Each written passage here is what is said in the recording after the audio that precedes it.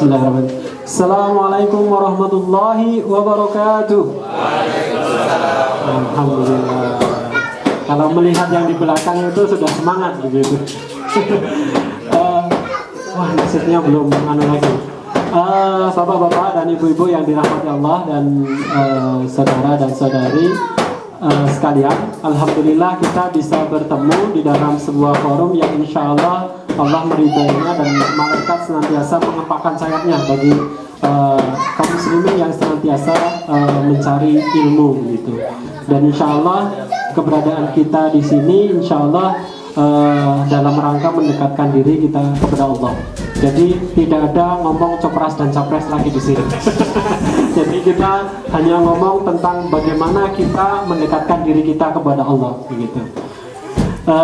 Terutama apalagi kita akan menjelang bulan suci Ramadan begitu, di mana salah satu fungsi atau salah satu manfaat dari bulan Ramadan adalah di sana banyak sekali pahala yang dilipat gandakan. Dan bulan Ramadan juga disebut sebagai Syahrul Quran, di mana di situ juga diturunkan kitab suci Al-Quran. Nah, disitulah kemudian banyak sekali kemuliaan-kemuliaan, dan sesi kita memang dari pagi sampai tidak apa-apa Bu? Ya, tidak apa-apa insyaAllah. Dari pagi tadi kita sudah mengkaji Al-Quran, dan sekarang kita juga akan lebih memperdalam Al-Quran yang sehingga nanti bisa memotivasi kita agar mengisi bulan Ramadan ini dengan amalan-amalan Quran. Bapak-bapak dan ibu-ibu yang dirahmati Allah, di sini juga di hadapan kita sudah kedatangan salah seorang pakar dalam tafsir Quran, yaitu beliau Ustadz Hartanto ya. Jadi jangan salah, Ustadz Hardanto itu beda. Sangat beda sekali. Beliau dari Wonogiri, kalau saya kan dari Jogja. Jadi bedanya kalau tadi pagi itu sempat dibahas Mas, kol-kolah. Jadi yang satu itu udah, jadi kol-kolah, yang satu tidak kol-kolah gitu. Jadi kalau ke Jawa, tarik ke Jogja itu rodok medok. Nah itu juga berbedanya juga kualitasnya rodok medok. Yang satu kualitasnya bagus. Memang kafaah beliau adalah di masalah tilawatul Quran. Jadi beliau memang pakarnya, bahkan Ustadz Yusuf Mansur juga ya. Beliau juga yang membimbing Ustadz Yusuf Mansur dan membimbing beberapa pondok pesantren tahfiz Quran. Nanti untuk selanjutnya biar Ustadz yang mungkin memperkenalkan diri. Kemudian berikutnya juga tidak lupa juga kita menyampaikan terima kasih yang sebesar-besarnya juga kepada, dan selamat juga kepada Bapak Edi Supriyanto yang sudah menyelesaikan doktornya. Semoga dirahmati ilmunya dan semoga keberkahan selanjutnya nanti ketika pulang ke Indonesia. Begitu juga kepada saudara Angga dan yang lainnya, insya Allah. Dan yang akan segera menyusul kepada Bu Nardi. Mana Bu Nardi? Dan juga Bu Maimun. Ya, semoga semuanya berkah dan semoga nantinya yang lain juga menyusul dengan gimana? Oh, udah ada di sini, sudah ada. Dan udah ada copras-capres di sini, maaf. Oke, di sini kawasan zona netral. Semua duduk bersama dan kita berangkat bersama. Oke, untuk memberikan agar pertemuan ini lebih barokah, ada baiknya kita mulakan dulu dengan tasmiyah dan sholawat. Bismillahirrahmanirrahim. Allahumma sholli ala Muhammad. Untuk selanjutnya yaitu tilawatul Quran yang akan disampaikan oleh Akhina Maimun. Ustaz dulu.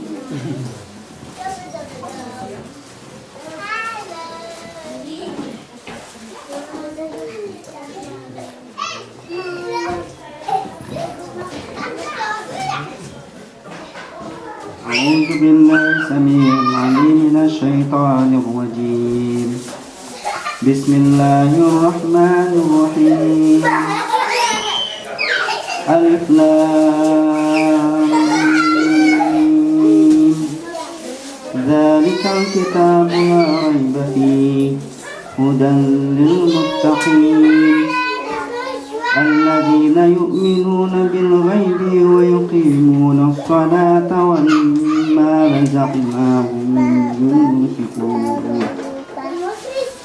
والذين يؤمنون بما أنزل إليك وما أنزل من قبلك وبالآخرة هم يوقنون أولئك على هدى من ربهم وأولئك هم المفلحون. Dengan nama Allah yang Maha Pengasih, Maha Penyayang. Alif Lam Mim.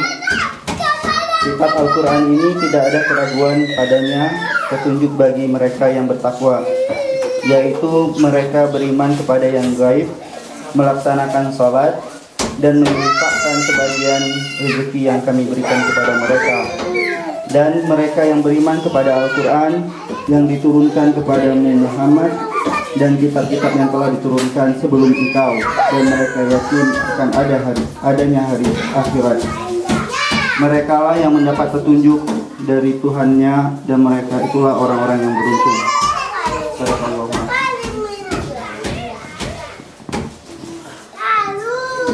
Terima kasih kepada Ustaz Maimun yang sudah membacakan Jalalain Quran. Semoga yang membaca dan mendengarkan mendapat pahala dari Allah SWT. Selanjutnya nanti langsung saja Ustaz ya. Sebelumnya saya informasikan di forum ini juga kita kedatangan tamu dari jauh-jauh dari Gießen ya. Di Gießen 6 orang, dari Braunschweig 2 orang. Insyaallah. Udah sejak dari jam 6 tadi pagi berangkat dari sana. Ya, jauh-jauh menuntut ilmu begitu yang tidak diajarkan di universitasnya. Selanjutnya dipersilahkan kepada Ustaz Hartanto untuk menyampaikan materi sekitar 2-2,5 jam. Monggo silahkan.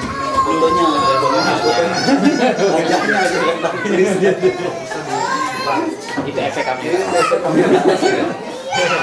Coba Mas masih pakai topi putih.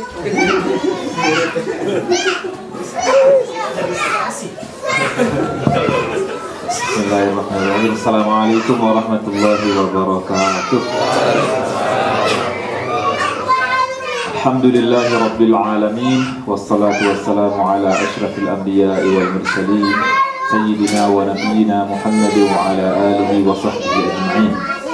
Wa ba'du, fallahumma 'allimna ma yanfa'una wanfa'na bima 'allamtana wa zidna 'ilman tanfa'una bihi ya rabbal alamin. Sallallahu wa sallam wa baraka ala nabiyyina Muhammadin wa ala alihi wa sahbihi ajma'in.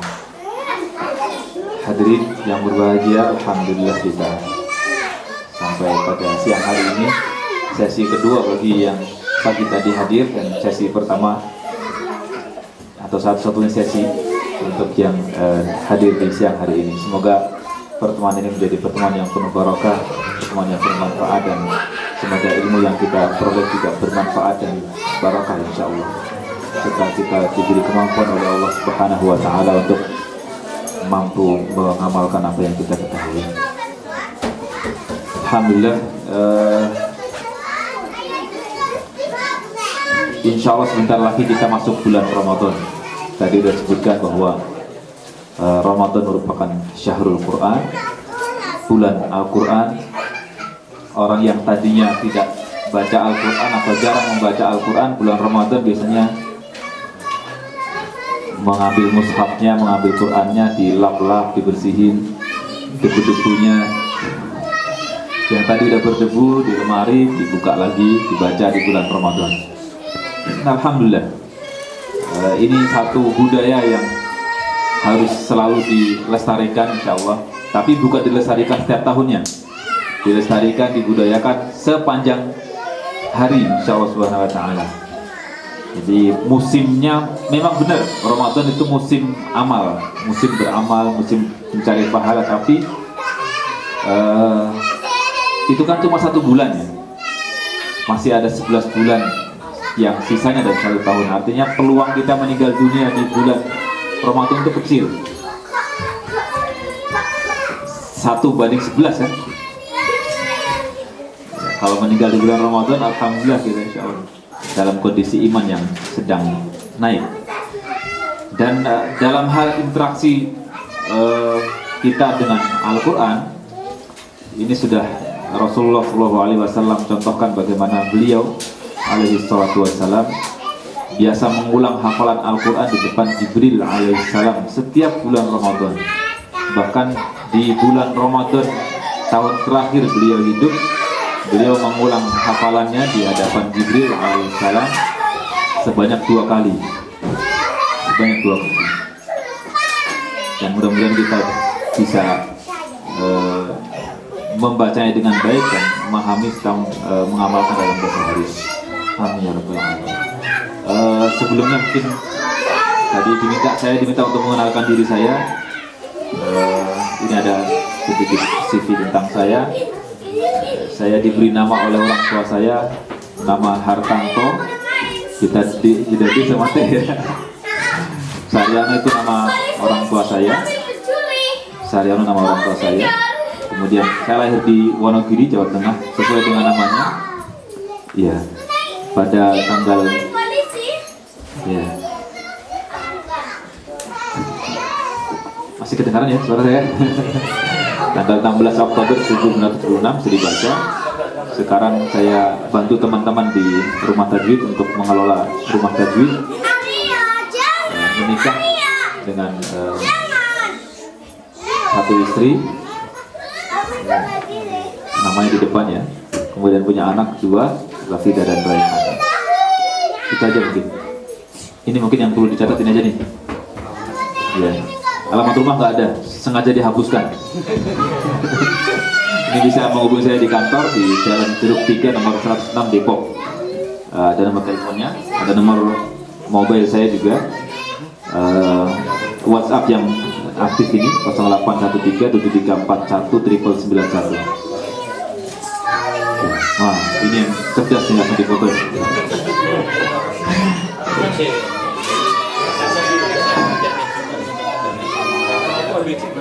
Insya Allah tidak ada alasan lagi untuk tidak bisa menghubungi ya. Jadi kalau saya katakan ini, saya berikan semuanya, ada Twitter, ada Facebook. Facebooknya ada juga ya, Facebook yang pakai yang Gmail itu, ada Skype, supaya orang lebih mudah untuk bertanya tentang membaca Al-Quran. Tujuannya itu aja. Kemudian saya pernah saya tidak pernah di pesantren ya. SD, SMP, SMA semuanya negeri semuanya. Kemudian sempat belajar agama di Jakarta tahun 95 sampai tahun 97 akhir. Lalu berkesempatan melanjutkan studi ke Yaman pada tahun 98 dan seterusnya. Singkatnya itu. Ini beberapa nama syekh saya. Ada Syekh Abdul Qawi Ali Arimaji. Kemudian ada Syekh Muhammad Yaqub Al-Minshawi, sama satu marga dengan Syekh Muhammad Sadiq. Muhammad Sadiq ya, Minshawi yang Mesir itu, dan seterusnya. Ini beberapa masyhur. Seperti ini ya. Ini tentang saya.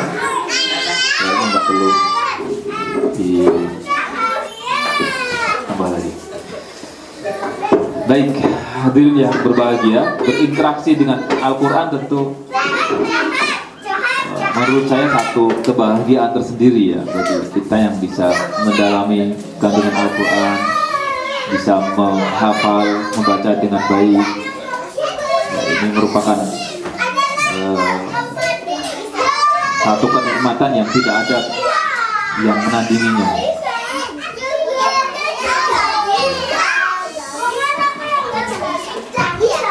Ini jujur, kira-kira terganggu nggak suaranya? Enggak. Kalau bisa mencerna nggak apa-apa. Tapi kalau nggak bisa mencerna,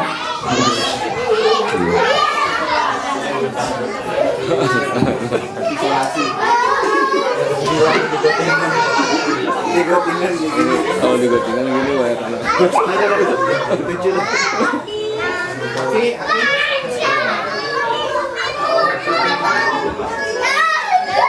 Hati-hati, hati-hati.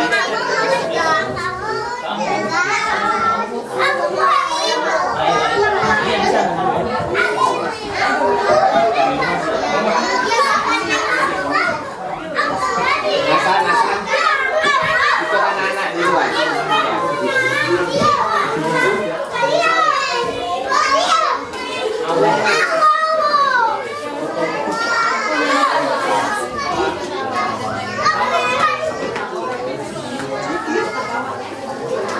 Hasan. Hasan. Minta ketua. Minta ketua. Sudah positif.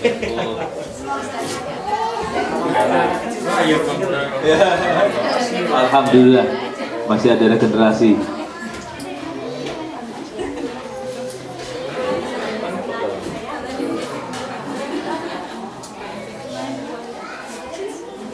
Baik, tentang berinteraksi dengan Al-Quran, kalau kita lihat para generasi sebelum kita itu mereka punya keistimewaan, banyak keistimewaan yang mereka miliki ya.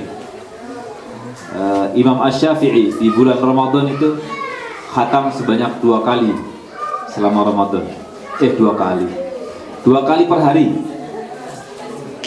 Jadi selama Ramadan itu 60 kali khatam. Gitu. 60 kali khatam. Jadi setiap hari 2 kali. Mungkinkah? Mungkin, sangat mungkin. Sangat mungkin. Tapi yang bacanya yang benar dulu ya. Jangan nanti pengen seperti Imam Syafi'i. Wah, Imam Syafi'i 60 kali maksud kita. Sekali aja gue kagak gitu kan. Ya itu harus diukur juga. Kita harus bisa mengukur diri kita, kemampuan kita seperti apa. Maka kita perlu mengukur kualitas bacaan Al-Quran kita seperti apa. Apakah layak untuk khatam sekian kali di bulan Ramadan, atau di selain bulan Ramadan khatam sekali minimal, misalnya gitu.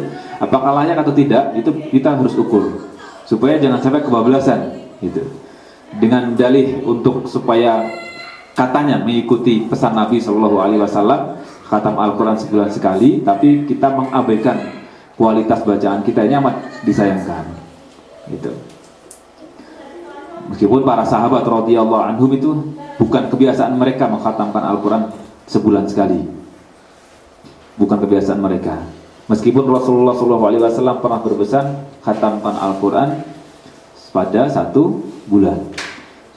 Tapi ketika diberikan tugas itu, Abdullah bin Amr ibn al-As yang diberi wasiat waktu itu minta supaya bisa lebih cepat dari itu.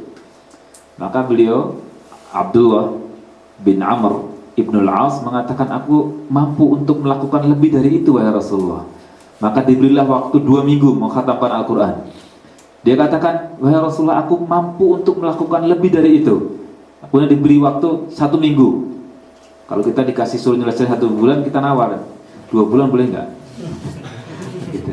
Dia nawarnya ke atas tuh malah 7 hari, kasih waktu 7 hari. Dia bilang, wahai Rasulullah, aku mampu untuk melakukan lebih dari itu. Akhirnya sampai diberi waktu untuk khatam setiap 3 hari sekali. 3 hari sekali khatam. Setelah itu Rasulullah nggak mengatakan bahwa beliau, meskipun beliau mengatakan aku masih bisa mampu melakukan lebih dari itu, tapi Rasulullah tidak menjawab lebih cepat dari waktu itu. Maka para ulama mengatakan kalau khatam pada kalangan awam, di kalangan awam itu menghatamkan Al-Quran lebih cepat dari 3 hari itu makruh. Tapi bukan berarti makruh haram ya. Makruh. Ini pada tataran tertentu khawatir tidak mampu untuk memahami kandungannya. Tapi kebiasaan salafus saleh, generasi tabi'in atau tabi'ut tabi'in, lebih dari itu. Para sahabat radhiyallahu anhum biasa mengkhatamkan Al-Quran di luar bulan Ramadan seminggu sekali. Mulai hari Jumat, khatam hari Kamis. Itu kebiasaan para sahabat. Rata-rata demikian. Mereka mengkhatamkan seminggu sekali. Mulai hari Jumat mulai dari, jadi sampai ada rumusnya itu. Fami bisyauqin. Hari pertama baca dari surah Al-Fatihah sampai akhir surah An-Nisa. Huruf fa. Kemudian mim. Hari kedua mulai dari mim. Al-Maidah sampai akhir surah At-Taubah. Itu. Hari kedua mim, fa, mim. Yang ketiga ya, fami. Hari ketiga ya. Hari ketiga mulai dari surah Yunus. Mulai surat Yunus sampai akhir surat An-Nahl. Fami. Bi. Hari keempat mulai dari Bani Israel, surah Bani Israel, surah Al-Isra. Hari kelima ini dari Al-Isra sampai akhir Al-Furqan. Hari kelima mulai dari Asy-Syu'ara, shin, bisyauqin shin, dari Syu'ara sampai surah Yasin. Sampai surah Yasin. Hari keenam mulai dari surah As-Saffat. Fi bisyauqin shin waw was-saffat as-saffat. Hari keenam sampai akhir surat Al-Hujurat. Hari terakhir mulai dari surah Qaf sampai An-Nas. Itu Kamisnya bukan Kamis sore gitu. Karena malam Jumat itu ada bacaan-bacaan khusus ya, baca surah Al-Kahfi dan seterusnya. Itu di kalangan para sahabat radhiyallahu anhu. Kayaknya ngantuk ya. Ada anak-anak tadi nggak ngantuk tuh. Sepi jadi ngantuk ya. Masya Allah. Baik. Udah baca ta'awudz bersama-sama yuk. A'udzubillahi minasyaitonir rajim. Semoga Allah hindarkan semua dari setan. Itu para sahabat radhiyallahu anhum. Ada generasi berikutnya misalnya Syu'bah. Syu'bah itu namanya Abu Bakar bin Ayyash. Abu Bakar bin Ayyash suatu ketika baru terungkap ketika dia mau meninggal dunia. Saat mau meninggal dunia, ketika ajal mau datang, di kamar dia dikunjungi oleh saudarinya. Nggak tahu kakak perempuannya atau adik perempuannya, disebut dalam riwayat disebutkan uktinya datang, lalu saudarinya menangis. Ketika menangis, Abu Bakar bin Ayyash atau disebut sebagai Syu'bah, nama terkenalnya Syu'bah, Imam Syu'bah bertanya, "Ma yubkik?" Apa yang menyebabkan kamu menangis? Katanya. Tidak dijawab oleh saudarinya, lalu Syu'bah melanjutkan kalimatnya, "Ma yubkik?" Apa yang membuat kamu menangis? "Unzuri ila tilkaz zawiyah." Lihatlah ke sudut kamar itu. Kalimat berikutnya, "Laqad khatamtul Qur'ana fiha," atau ya, "Laqad khatamtul Qur'ana fiha 18,000 marrah." Kata dia, aku telah menghatamkan Al-Quran di sudut kamar itu sebanyak 18.000 kali. Coba antum hitung, kira-kira berapa tuh? 18.000 itu berapa itu kira-kira tuh? Kalau sehari khatam sekali misalnya, kira-kira berapa tahun itu? Masih nyambung hitung-hitungannya? Yuk, kira-kira pegang ngantuk. Ya, gitu. 18.000 kali 60. Ya, 60 tahun. Ya, mungkin karena Syu'bah meninggal hampir umur di usia hampir 100 tahun. Jadi sekitar 60 tahunan itu dia setiap hari khatam. Dan itu bukan sehari dua hari, selama 60 tahun tanpa putus. Anda kebayang nggak kira-kira? Gimana orang istiqomah sampai seperti itu? Kita sekarang 1 juz, besok kurang 1 halaman, lusa, wallahu a'lam. Atau seminggu bisa 1 juz, berikutnya nggak tahu kita. Tapi beliau subhanallah. Tapi memang beliau layak untuk jadi imam dalam baca Al-Quran. Syu'bah. Ada riwayat Syu'bah, beliau lah itu Syu'bah. 18.000 kali khatam. Dan dihitungin itu baru di sudut kamarnya, nggak tahu di mana dia, di tempat lain mungkin dia khatam tempat lain. Baru di sudut kamarnya, dalam sholat tentunya. Biasanya gitu, para ulama itu biasanya mengkhatamkan dalam sholat mereka. Gitu. Ini hal yang luar biasa juga. Ini dalam membaca Al-Quran. Dan semangat mereka untuk belajar juga luar biasa juga. Kita lihat misalnya Imam Nafi'. Imam Nafi' Abu Ruwaim, terkenalnya Nafi' Abu Ruwaim. Ini imam di masjid, imam baca Quran, tinggal di Madinah sezaman dengan Imam Malik. Beliau itu sudah belajar membaca Quran dan memahami Al-Quran kepada 70 tabi'in. Gurunya 70 tabi'in baca Quran. Itu. Atau Mujahid bin Jabir yang sering disebut oleh Imam Ibnu Katsir dalam tafsir beliau. Mujahid bin Jabir, dia pernah mengatakan bahwa aku telah menghatamkan Al-Quran, setor hafalan Al-Quran kepada Ibnu Abbas setidaknya 30 kali. Membaca Al-Quran, setor hafalan di depan gurunya sebanyak 30 kali kepada Ibnu Abbas. Bahkan di kesempatan berbeda beliau mengatakan, aku telah khatam di depan Ibnu Abbas 3 kali dan aku berhenti di tiap ayatnya bertanya tentang apa tuh ayat, apa tafsirnya, 3 kali. Antum sudah baca tafsir apa yang khatam? Itu belum ada. Ini Masya Allah. Dan beliau ditanya ini tentang apa, hukumnya apa, dan seterusnya. Itu Mujahid bin Jabir. Maka layak untuk jadi mufasir beliau. Ibnu Katsir sering mengutip perkataan Mujahid yang disebut qala Mujahid. Mujahid berkata, itu Mujahid bin Jabir. Mujahid bin Jabir 30 kali. Dan kita, idealnya kita itu, batas minimumnya kita membaca Al-Quran atau belajar membaca Al-Quran itu pernah membaca khatam di depan seorang guru dari Al-Fatihah sampai An-Nas. Itu batas minimumnya sebenarnya. Tapi rata-rata kita itu kan belajar buku, teori-teori buku apa gitu misalnya, buku metode. Pada akhirnya suruh baca sendiri kan. Bahkan banyakkan dari kita nggak pernah diajak buka Al-Quran dari mana tuh nggak pernah diajari. Yang berani buka, yaitu karena keberaniannya, akhirnya bisa membaca. Tapi tingkat kebenarannya nggak tahu. Wallahu a'lam. Yang tidak berani buka karena khawatir salah, akhirnya tidak pernah buka dan mengatakan belajar membaca Al-Quran itu sulit. Ini dua masalah yang sering kita hadapi. Masalah pertama, orang yang tidak bisa membaca Al-Quran menyimpulkan bahwa belajar membaca Al-Quran itu sulit.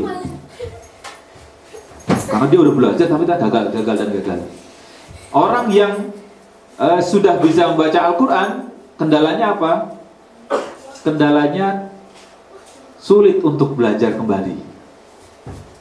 Ini masalah itu. Nah, ini mungkin perlu kita bangkitkan kembali semangat kita untuk belajar kembali membenahi bacaan Al-Quran tersebut. Setidaknya kita sudah diperiksa oleh guru kita dalam bacaan Al-Quran kita. Kalaupun tidak satu Al-Quran penuh ya beberapa juz lah. Kalau enggak beberapa juz ya seperberapa juz lah gitu. Tapi dicek gitu. Jadi karena belajar teori membaca Al-Quran, sebanyak teori apapun yang kita pelajari, sebanyak buku apapun yang kita pelajari, itu sebenarnya tidak lebih berharga dibandingkan dengan kita belajar langsung kepada seorang guru, diajari cara bacanya dan dikoreksi bacaan kita. Itu lebih baik. Satu ayat saja lebih baik. Kalau kita baca buku, semakin banyak buku yang kita baca, bisa jadi kita nggak paham. Tapi kalau kita belajar membaca Al-Quran, diajari ini cara baca Bismillah nih. Bismillahirrahmanirrahim. Bagaimana mengucapkan bi, misalnya bagaimana mengucapkan sin tadi itu, kemudian bagaimana mengucapkan mim, bagaimana mengucapkan lam, dicek semuanya, terus kita baca. Oh kamu kurang ini kelebihan ini kurang ini, dikoreksi seperti itu. Itu satu ayat itu lebih baik daripada kita baca banyak buku teori. Karena dengan demikian kita dikoreksi. Oh ini benar. Itu yang jarang kita lakukan. Sementara baca Al-Quran memang harus talaqi, harus belajar kepada seorang guru, nggak bisa dilepas begitu saja. Gitu. Nah dari situ maka ternyata kita tidak yang terpenting itu sebenarnya benar duluan. Tidak cukup dengan hanya lancar, tapi juga lancar dan benar. Lancar itu karena kita udah benar duluan, itu yang paling baik.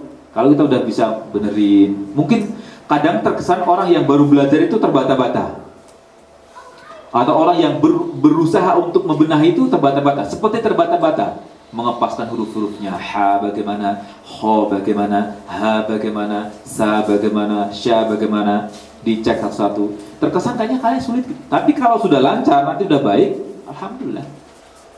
Tapi kalau kita belum benahi, kita udah bisa baca lancar, itu problem tersendiri. Yang sering saya contohkan, kita rata-rata seperti orang belajar nyetir mobil, tapi nggak pernah diajari bagaimana nyetir di jalan raya, nggak juga diajari rambu-rambu lalu lintasnya, bagaimana tuh kira-kira? Mungkin di kita bisa dapat SIM, gitu. Di sini dapat nggak kira-kira? Kalaupun dapat SIM, paling jalan raya ditabrak sama mobil yang lain kan, gitu. Nah ini masalah di kita, gitu. Maka kita perlu membangkitkan semangat kita untuk memotivasi diri kita, selain juga kita berusaha meraih kuantitas bacaan yang banyak di satu juz. Pertahankan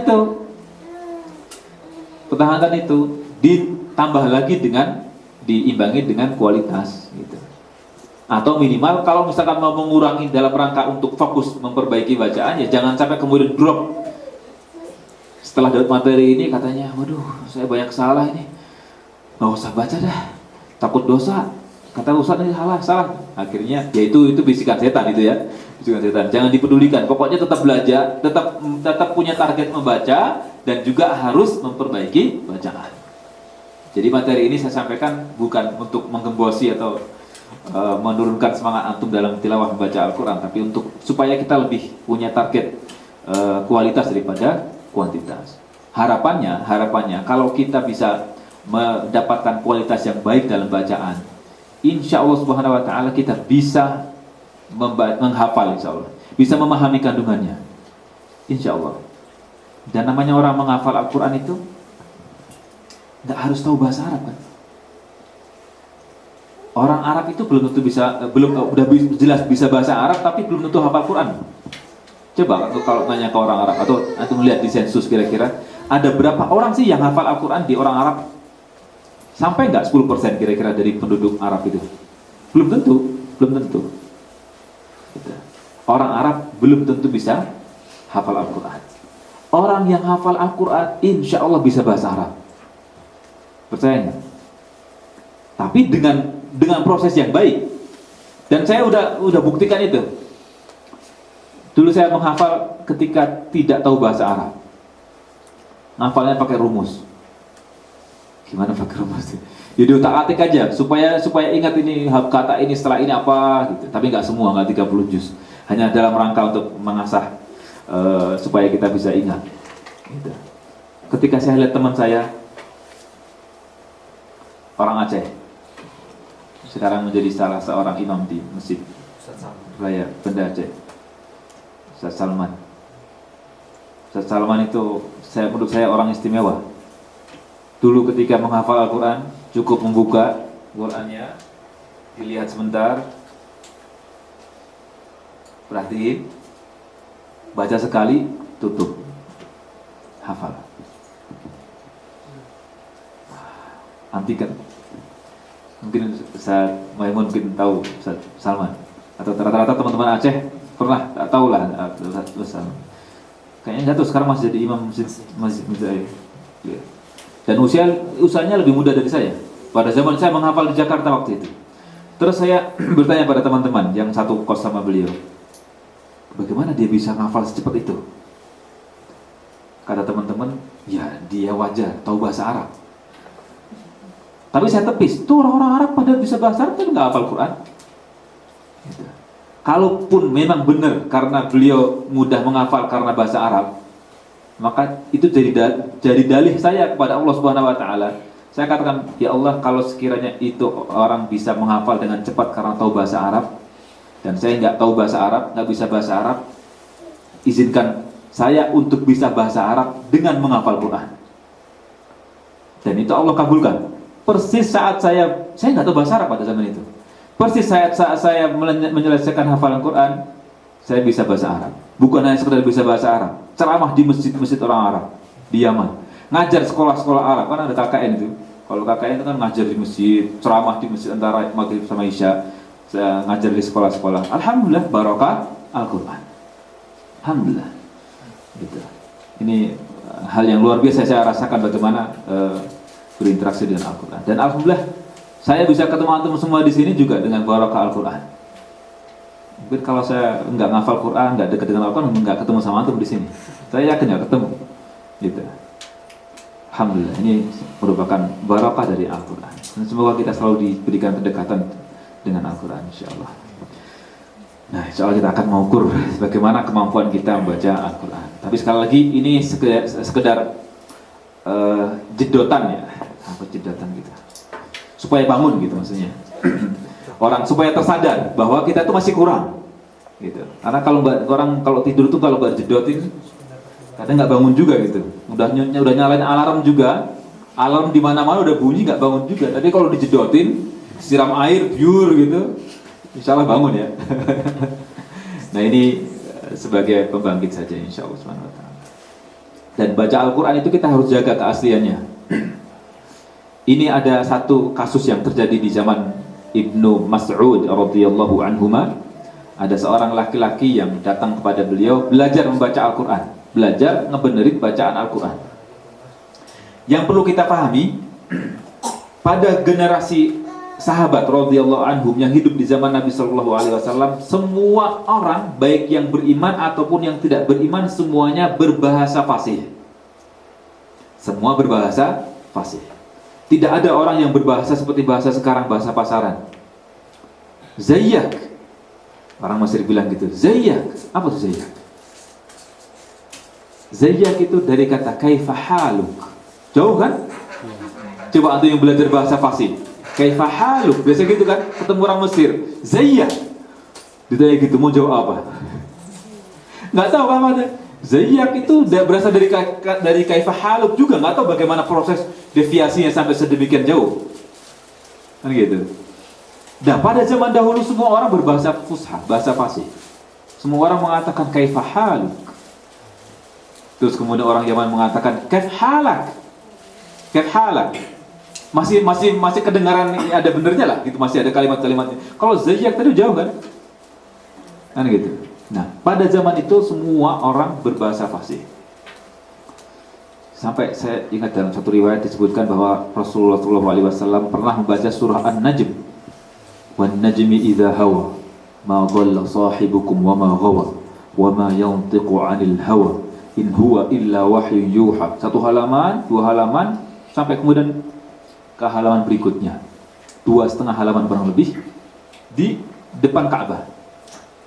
Orang-orang musyrikin berkumpul semuanya mendengarkan. Terkesima itu dengar wan najmi idza hawa. Dan orang yang hidup di zaman Nabi SAW pada dasarnya tahu bahwa ini bukan perkataan manusia, tapi karena gengsinya mereka menolak. Tahu mereka, karena bukan hal yang biasa, kalimat-kalimatnya lain. Gitu. Termasuk dan yang disebutkan dalam surah Al-Mudaththir, Al-Walid ibn Mughirah itu dedengkotnya para penyair. Tahu persis dia. Tadinya dia mengatakan bahwa ini bukan perkataan manusia biasa, ini bukan perkataan tukang dukun, ini bukan perkataan tukang sihir, tapi ini bukan juga perkataan manusia, ini pasti dari Tuhannya manusia. Tapi karena tekanan dari para pembesar Quraisy, akhirnya dia mengatakan, oh iya, ini perkataan tukang sihir, ini perkataan manusia biasa. Pada akhirnya gitu, karena tekanan tadi, Al-Walid ibn Mughirah sampai akhirnya mati kafir. Dia udah nutup telinganya pakai kapas kan, tapi ternyata kerinduan dia untuk mendengarkan Quran itu masih tetap aja. Gitu. Ini kalau kita sering dengar kisah pembesar Quraisy yang mengendap-endap menyimak bacaan Rasulullah SAW setiap hari, setiap malamnya, terus kepergok sama yang lainnya. Oh, ngapain kamu? Akhirnya janji, sumpah setia supaya tidak datang ke tempat itu. Tapi ternyata besok hari datang lagi. Itu karena kerinduan mereka untuk dengar Quran. Tapi karena gengsi mereka, khawatir tidak lagi dihormati oleh kaumnya, mereka tidak mau menerima kebenaran Al-Quran. Mereka berbahasa fasih dan membaca dengan fasih. Sampai tadi ketika mendengarkan surah An-Najm, masih kafir, masih musyrik semua tuh. Sampai ayat yang terakhir, fasjudu lillahi wa'budu, maka bersujudlah kepada Allah dan sembahlah Dia. Ketika mendengar ayat tersebut, semuanya sujud. Kebayang nggak tuh? Masih musyrik karena terlena mendengarkan ayat Al-Quran yang sedemikian indahnya itu, mereka kebawa sujud. Fasjudu lillahi wa'budu, ikut sujud. Itu subhanallah, hal yang luar biasa. Dan sebenarnya kita kalau baca itu juga orang-orang non muslim pun bisa membedakan ini perkataan manusia atau bukan perkataan manusia. Mereka mungkin tidak bisa menjawab ini perkataan siapa, tapi mereka akan mengatakan ini perkataan bukan perkataan manusia. Pernah ada seorang syekh yang di New Zealand, di sebuah gereja, dia berkunjung ke sebuah gereja, ada pendeta, ada biarawati, ada satu lagi ada mahasiswa. Gitu. Terus mereka ditanya, apakah kalian pernah dengar bahasa Arab? Mereka menjawab, tidak pernah. Pertanyaan, apakah kalian pernah belajar bahasa Arab? Pertama tanya itu, enggak pernah. Apakah kalian pernah mendengar bahasa Arab? Tidak pernah. Enggak pernah. Akhirnya karena tidak pernah belajar bahasa Arab, tidak pernah mendengar bahasa Arab, dia katakan, coba saya akan mengucapkan 2 kalimat berbeda dengan irama yang sama. Kira-kira bedanya apa? Dia baca akhirnya, pertama baca Ya, bahasa sehari-hari yang diiramakan. Ya kurang lebih misalnya Dhahaba Muhammadun ila suq thumma ishtara lahma washtara khubza washtara dan seterusnya sampai akhirnya thumma yarji' ila baitih thumma yatbakh dan seterusnya. Pakai irama. Kata ini kalimat pertama. Terus kalimat kedua dibaca Bismillahirrahmanirrahim. Taha ma anzalna 'alaikal Qur'ana litashqa illa tadhkiratan liman yakhsha dan seterusnya. Ada suruh bedakan. Apakah ada berbeda dari dua kalimat ini? Ya, ada bedanya. Kira-kira yang menyentuh hati kamu yang mana? Gitu. Katanya kalimat yang kedua. Kenapa? Nggak tahu juga. Dia bilang nggak tahu. Padahal dengan irama yang sama. Artinya masih ada respon positif. Kalau kita baca Quran, insya Allah alam sekitar kita itu ikut bersama kita insya Allah. Jin terutama ya. Jin itu kalau kita baca Quran, mau kafir mau beriman, semuanya menyimak Al-Quran. Itu bedanya dengan manusia. Kalau kita baca Al-Quran tidur kan? Ini menyimak Al-Quran semuanya. Masya Allah. Adapun nanti ketika selesai dengarkan kira-kira beriman apa enggak beriman itu udah urusan lain. Tapi mereka menyimak. Gitu. Maka saya pernah bersama Syekh Abu Mahmud yang mengatakan kita punya proyek mengusir setan. Dibilang gitu. Gimana caranya? Kalau sekampung ini ada 1.000 orang dalam seharinya masing-masing baca Al-Quran 1 juz, artinya ada 1.000 juz di sini dibacain. Masa setannya nggak kabur ke Australia? Dibilang gitu. Waktu video gue bilang gitu. Iya. Karena kita baru baca A'udzubillahi minasyaitonirrajim saja itu udah kabur kan. Ada yang pernah nonton video satanik gitu, yang bagaimana orang baca A'udzubillahi minasyaitonirrajim setannya kabur gitu. Atau antum yang paling sederhana, kalau antum ada ketemu orang kesurupan, antum bacain surat itu, nggak usah panjang-panjang suratnya. Surat Al-Ikhlas, surat Al-Falaq sama surat An-Nas. Bagaimana reaksinya? Itu aja tuh, diulang-ulang aja. Kan gitu. Ada reaksi yang luar biasa. Nah, kembali ke Ibnu Mas'ud radhiyallahu anhuma, ada seorang laki-laki belajar kepada beliau, laki-laki itu membaca ayat ini. Ayat ke-60 dari surah At-Taubah. Innamas shadaqatu lil fuqara. Nih, ayat yang ini. Lelaki ini membaca innamas shadaqatu lil fuqara'i wal masakin. Katanya innamas shadaqatu lil fuqara'i wal masakin.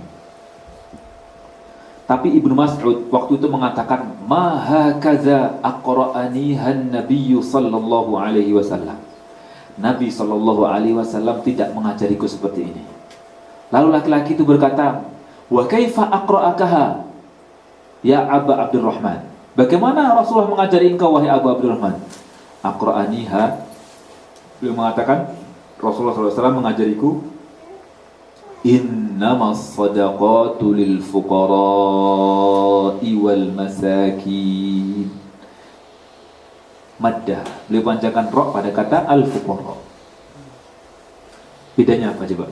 Tadi orang yang belajar kepada beliau baca lil fuqara'i. Kemudian ini mestinya baca lil fuqara'i. Lebih panjang. Apakah artinya berubah? Maknanya berubah? Tidak. Maknanya tidak berubah. Tidak berubah sama sekali. Kata al-fuqara'i, lil fuqara'i sama artinya dengan lil fuqara'i. Artinya ini bentuk jamak dari kata fakir. Orang-orang fakir. Tapi Ibnu Mas'ud salah seorang yang paling gurunya kita dalam baca Al-Quran sampai hari ini, di antara 4 sahabat yang lainnya, Ibnu Mas'ud, Ali bin Abi Thalib, Utsman bin Affan, Zaid bin Thabit, dan Ubay bin Ka'ab, beliau salah satunya mengatakan tidak begitu Rasulullah mengajari aku. Kesalahannya apa nih? Fatal atau ringan kira-kira? Ringan, karena tidak sampai mengubah arti. Kalau sampai mengubah arti, wah. Nah, pertanyaannya bagaimana kondisi bacaan kita? Nah, itu wallahu a'lam. Dan baca Al-Quran dengan tajwid. Berdasarkan ayat ini warattilil Qur'ana tartila, dan bacalah Al-Quran dengan setartil mungkin. Terjemahan bebas dari saya ini. Karena dalam terjemahannya dalam terjemahan diterjemahkan dengan bacalah Al-Qur'an dan bacalah Al-Qur'an dengan perlahan atau perlahan-lahan. Makna tartil itu kan perlahan. Apa yang terbayang oleh antum kalau dikatakan perlahan? Ini kalau saya baca misalnya Bismillahirrahmanirrahim, Alhamdulillahirabbil alamin, Arrahmanirrahim. Ini perlahan enggak? Enggak. Tapi ini tartil loh. Ini tartil. Artinya cakupan dari terjemahan itu tidak sedetail makna yang dikandung oleh ayat tersebut. Maka sampai hari ini tidak ada satu bahasa pun yang bisa menerjemahkan Al-Quran sebagaimana Al-Quran itu sendiri. Terjemah yang kita pakai sehari-hari sekarang ini adalah tarjamatu ma'ani, terjemahan maknanya, terjemahan tafsir. Dari banyak penafsiran kemudian diambillah, jadilah sekarang yang kita pegang sebagai Al-Quran terjemah. Tapi enggak sebagaimana mestinya, karena apalagi bahasa Indonesia, bahasa yang sangat miskin, hanya untuk mencari padanan kata yang sesuai dengan bahasa Arab atau mendekati makna bahasa Arab itu pun susah. Mendingan bahasa Jawa atau bahasa Sunda. Itu kosakatanya lebih banyak, kan gitu ya. Jatuh, ada berapa kata yang digunakan untuk mengungkapkan kata jatuh? Ada 15 katanya. Ada delosor, ada nyungsep, ada jeblak, dia jatuh semua itu. Ya, makan juga begitu kan. Banyak makan jangan. Macam-macam itu kan gitu. Bahasa Arab, bahasa Arab sangat detail sekali. Maka seringkali maknanya tidak sebatas yang dalam terjemah itu. Maka kita perlu perdalam lagi, insyaallah. Nah, makna tartil itu apa? Ali bin Abi Thalib pernah memaknai tartil. At-tartilu huwa tajwidul huruf wa ma'rifatul huruf. Kita harus baca Al-Quran secara tartil. Tartil itu apa? Yang pertama membenahi huruf, dan yang kedua tahu di mana kita harus menghentikan bacaan dan dari mana kita harus mulai lagi. Kalau kita bisa menguasai 2 poin ini, memperbaiki huruf dan tahu di mana menghentikan bacaan dan dari mana mengulang kembali, berarti kita paham kandungan Al-Quran. Artinya ketika kita belajar membaca Al-Quran, kita belum paham dengan Al-Quran, belum kelar tuh belajarnya, belum selesai. Sementara kita yang poin saat pertama aja ngebenerin huruf-hurufnya aja masih nggak jelas kan gitu. Mau masuk ke ranah yang kedua ini. Dan ini bisa, insya Allah Subhanahu Wa Taala kita proyeksikan yang usia 40 tahun, insya Allah mudah-mudahan sebelum dipanggil oleh Allah Subhanahu Wa Taala mampu memahami dengan baik tanpa pakai terjemah, insya Allah. Saya pengennya gitu tuh, masing-masing kita. Yang penting belajar terus, tanpa sengaja bisa tahu kandungan Al-Quran, tanpa sengaja bisa bahasa Arab. Enak kan? Kalau yang tanpa sengaja itu enak semua tuh. Iya, tahu-tahu bisa, kan gitu. Tapi bukan mudah tidur mimpi terus tiba-tiba bisa, kan gitu, enggak. Harus belajar. Tapi kita coba supaya tidak terlalu terbebani, kan gitu. Ini udah di kuliahan susah, ditambah lagi dengan belajar ini, belajar itu. Tapi insya Allah dengan kemauan kita, Allah akan bukakan kemudahan insya Allah. Ini ya. Yang sulit ini ngerjain tugas misalnya dari profesornya, insya Allah dibuka dengan baca Quran 5 menit selesai. Masya Allah. Yang mestinya 5 hari baru kelar, bisa selesai tuh 5 menit. Kira-kira gimana tuh? Tidak mustahil. Allah bukakan kemudahan insya Allah dengan dekat dengan Al-Quran, insya Allah. Baik, nah berkaitan dengan masalah memperbaiki bacaan, itu poin pertama. Memperbaiki bacaan Al-Quran itu adalah poin pertama. Memperbaiki huruf ya, memperbaiki huruf poin pertama. Yang kalau dalam ilmu tajwid itu dibahas sekian banyak bab, itu masuk di poin pertama ini. Lalu poin kedua, ini dalam buku-buku tajwid disebutkan 1 bab tentang wakaf, ini 1 bab. Kalau ditimbang, ini bab yang banyak 50, bobotnya 50%. Ini bab yang cuma 1 ditimbang bobotnya 50%. Beratnya di sini berarti ma'rifatul wukuf ini. Karena saking pentingnya ini ma'rifatul wukuf, tahu seluk-beluk tentang menghentikan bacaan dan memulai bacaan, maka ini menjadi 1 disiplin ilmu baru. Namanya ilmul waqfi wal ibtida. Ilmu tentang di mana kita menghentikan bacaan dan dari mana memulai kembali bacaan. Itu ada ilmunya. Ada ilmunya. Gitu. Ya. Gimana? Lanjut? Coba jam berapa? Saya baru bicara 40 menit ya? Saya udah ngantuk nih. Yuk, berdiri dulu ya. Ya, berdiri semua ya. Bismillah. Ya, silakan direnggangkan otot-ototnya yang masih punya otot. Tapi jangan ngotot ya. Di sini nggak ada copras-capres katanya. Insyaallah. Silakan tukar tempat duduknya. Tukar dan kirinya ke kanannya deh. Ya. Ya. tukeran aja. Hah? Ya. Nanti saya akan berbicara tentang dua hal ini di ilmul waqfi wal ibtida. Ilmul waqfi wal ibtida. Ilmu tentang menghentikan bacaan dan memulai kembali dari mana. Itu satu disiplin ilmu lagi. Dan itu bisa diketahui dengan mengetahui bahasa Arab. Gitu. Tapi kita sebenarnya bisa, ya mungkin zaman dulu kita dibilang katanya mulai dari wah, mulai dari ini, mulai dari itu. Tapi sebenarnya itu cara bodoh sebenarnya. Cara sesederhananya cara, tapi ternyata banyak kesalahan. Nah, tidak mutlak demikian. Insya Allah kita akan lihat di sini. Insya Allah. Gimana, siap duduk? Atau mau berdiri aja? Ya udah, silakan duduk. Terima kasih. Udah tukar tempat duduk kan? Udah tukar belum? Mudah-mudahan saya tanya udah bingung. Ya. Oh iya, saya akan tukeran duduk berarti. Iya. Insya Allah kita akan berbicara di 2 poin ini saja tentang tajwidul huruf dan yang berikutnya ma'rifatul huruf. Tajwidul huruf itu dimulai dari kita tahu dari mana tuh posisi huruf yang kita ucapkan. Dan ini merupakan satu ilmu yang harus kita kuasai. Dan orang yang membaca Al-Quran tidak tahu posisi huruf di mana, itu hampir dipastikan tidak bisa membaca Al-Quran dengan baik. Apalagi kalau pas bab pertama, bab 1 langsung tentang hukum nun mati dan tanwin misalnya.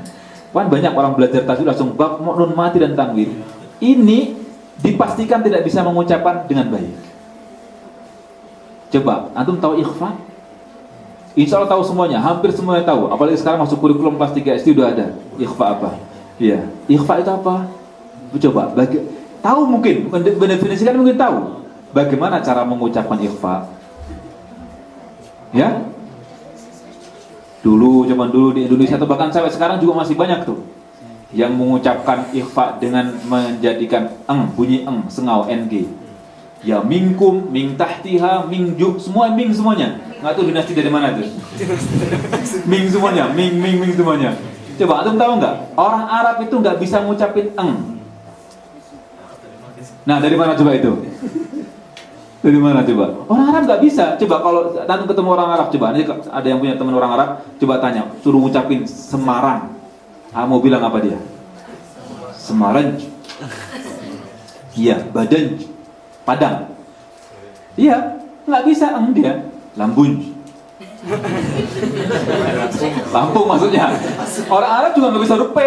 Gitu. Nah, kalau ada orang mengucapkan bahasa Arab pa'ammal yatima pala takahar,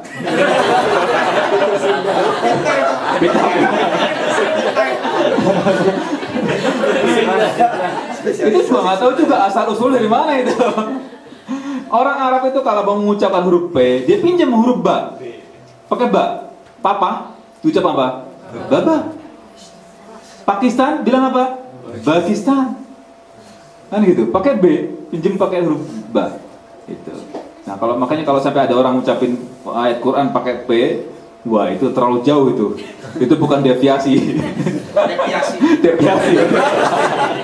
Deviasi itu. Nah, jadi kita mungkin karena kebiasaan sehari-hari akhirnya keceplosannya demikian. Nah, itu harus dikuasai itu. Kalau nggak dikuasai akhirnya tadi itu semua dibaca Guru ngaji saya dulu nggak disebutin namanya di deret nama tadi nggak disebutin namanya. Ngajarin gitu semuanya. Pokoknya ming gitu. Terus pakai P juga. Kebetulan berasal dari Cianjur, guru ngaji saya. Dari Cianjur dia ngucapinnya gitu. Sebenarnya sih orang-orang berprotes, kok ini Ustadz ini kok ngucapin P ya gitu. Tapi karena guru ngaji ya nggak ada yang berani protes gitu. Gitu. Nah ini harus dikuasai. Kalau enggak akhir tadi itu mingju, mingtin, semua ming semuanya. Padahal tidak demikian yang ada. Dan madhab ini, pendapat ini atau ilmu ini saya gunakan dalam jangka waktu yang lama dulu sebelum saya lulus SMA masih pakai itu tuh sampai SMA barangkali. Gitu. Baru pas pindah ke Jakarta baru mulai diajari sama seorang guru yang ngajari gitu. Bahkan tidak semua guru yang kemudian ngajarin kita itu kemudian ngajarin yang benar juga. Saya beberapa dulu waktu SD belajar sama seorang guru, SMP belajar seorang guru, SMA belajar seorang guru yang lainnya lagi, bukan guru di sekolah. Tapi ternyata masing-masing punya gaya tersendiri yang kemudian pada akhirnya yang terakhir mengatakan ini klaim ini saya belajar kepada seorang guru orang Arab katanya. Gitu. Sampai akhirnya, saya percayalah. Gitu. Ada dulu mengucapkan huruf dha, zal, dan sa. Kan satu tempat tuh. Guru saya ngajarin gini, lihat ke saya. Kalau mengucapin huruf sa, katanya gini, sa keluar dikit, katanya keluar dikit. Kalau huruf zal keluar agak banyak. Zal. Kalau huruf dha, katanya keluarnya banyak. Zal. Masya Allah. Susah, ini susah. Tapi saya pakai pendapat ini lama, 3 atau 4 tahun saya pakai baca kayak gini nih. Sampai ketemu seorang guru, katanya dilihatin sama guru saya, antik juga saya. Ada kunan minal zalimin misalnya. Susah kan gitu. Gitu. Atau sekarang masih banyak juga di Indonesia, banyak model juga. Misalnya huruf shad. Bagaimana mengucapkan huruf shad? Huruf shad kita tuh sampai susah payah kan. Saya susah mengucapkan huruf shad, gimana caranya? Padahal huruf S yang diucapkan itu lebih dekat ke huruf shad daripada ke huruf sin. Udah selesai. Ada yang sampai su, ada gini misalnya. Ini enggak la aslalah. Tidak ada asal usulnya. Orang yang mengucapkan huruf shad tapi ada kata yang seperti orang bersiul misalnya, enggak ada asal usulnya. Yang susah-susah seperti ini justru yang salah. Antum kebayang nggak kira-kira? Antum coba berpikir logis aja deh. Sekiranya orang Arab dipaksain suruh ngucapin kayak gini, bahasa sehari-hari mau ngomong apa dia? Kan sederhana aja kan? Gitu. Susah kan? Jadi shad yang sebenarnya cuma gini ngucapinnya su as ihdinas sirata. Yang diperankan lidahnya mestinya, tapi pakai bibir di kita kan? Ada yang pakai ngelebungin pipi misalnya, gitu dan seterusnya lah. Aneh-aneh pokoknya aneh-aneh. Tapi itu di kita diwajibkan. Gurunya memaksa, kamu belum salah.